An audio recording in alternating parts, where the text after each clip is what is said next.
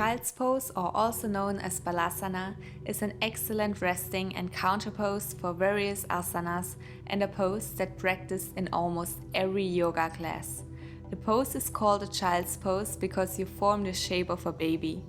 The benefits of child's pose: gently stretches the hips, thighs and ankles and helps to relieve stress and anxiety.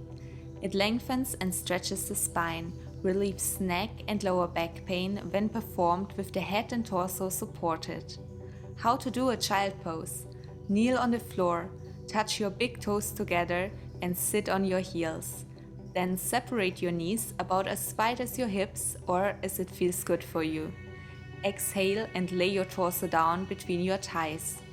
Lay your hands on the floor alongside your torso, palms up, and release the fronts of your shoulders toward the floor. Balasana is a resting pose. Stay anywhere from 30 seconds to a few minutes.